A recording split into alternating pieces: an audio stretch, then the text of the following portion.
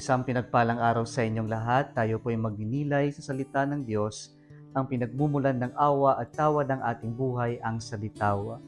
Today we are celebrating the feast of Saint Matthias an Apostle.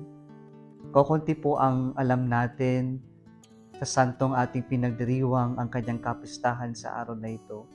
Maliban lamang po sa alam natin na siya ang pumalit sa posisyon sa slat ni Judas Iscariote na nagtaksil na ipinagkanulo ang ating Panginoon.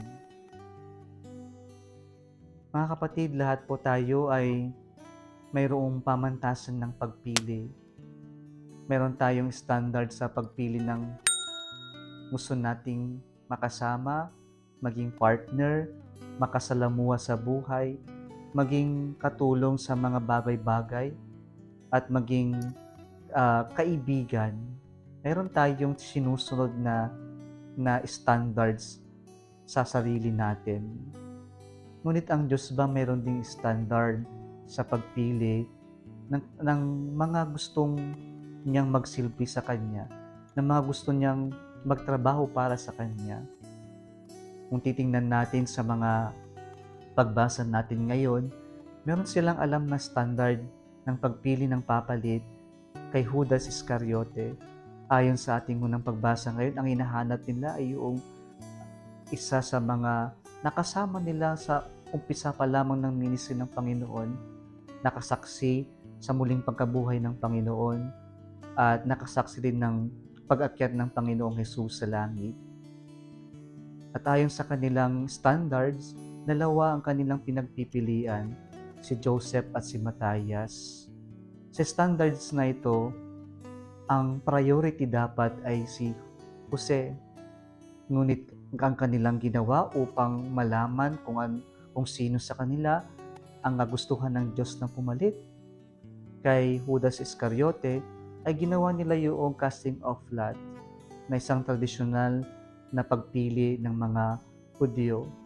At dito po sa pagpili na ito, ang lumabas ay si Matthias. Mga kapatid, lahat po tayo ay may standard kung paano natin husgahan ang ating pagpili o yung gusto natin sa buhay. Pero ang Diyos, hindi natin alam kung ano yung pamantasan niya. Ang sabi lamang ng Diyos sa ating ebanghelyo sa araw na ito, "It is I who chose you, it's not you who chose me." Ang Diyos ang pumili sa atin at hindi natin alam kung anong naging basihan ng Diyos. Sa aking pagpapari, hindi ko alam kung bakit ako pinili ng Diyos. Hindi naman ako yung pinakamatalino, hindi naman ako yung kagwapuhan, hindi naman ako yung napakaraming talent sa buhay. Hindi ko alam kung bakit ako pinili ng Diyos. Basta ang alam ko lang, pinili ako ng Diyos na maging pari. At kung titingnan natin mga kapatid, yun lang naman yung alam natin tungkol sa pagpili ng Diyos. Yung katotohanan na sinabi ng Diyos, siya ang pumili sa atin at hindi tayo ang pumili sa Kanya. Ngunit ano nga ba ang gusto ng Diyos sa Kanyang pagpili sa atin na tayo ay maglingkod sa Kanya, na gawin yung Kanyang trabaho dito sa mundo? Ano nga bang gusto ng Panginoon sa Kanyang pagpili sa atin?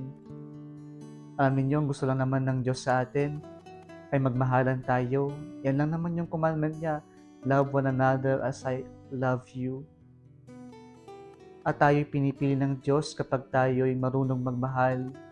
Hindi man gaya ng pagmamahal niya, pero maganda yung paalala ng Diyos sa atin ngayong sa ating ebanghelyo na Kanya tayong tinuring na kaibigan.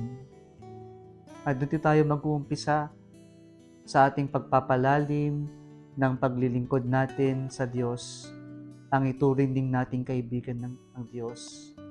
At bilang mga kaibigan ng Diyos, tayo'y nagiging totoo sa ating sarili, at bilang kaibigan ng Diyos, walang iwanan kahit nagaano pa man maging mahirap ang sitwasyon natin, ang buhay natin sa paglilingkod sa Panginoon. Maging mahirap man, maging mabigat man, nakakaasa tayo bilang kaibigan din ng Diyos, hindi naman niya tayo pababayaan, hindi naman tayo kailan iiwan ng Diyos. Magtiwala lang tayo sapagkat ang Diyos ay nagtiwala sa atin nang tayo'y piliin niya kahit na hindi tayo karapat-dapat, kahit na hindi naman tayo yung pinakamagaling, pero pinili tayo ng Diyos, nagtiwala ang Diyos sa atin, sumugal ang Diyos sa atin. Muli sa pinagpalang araw sa inyong lahat.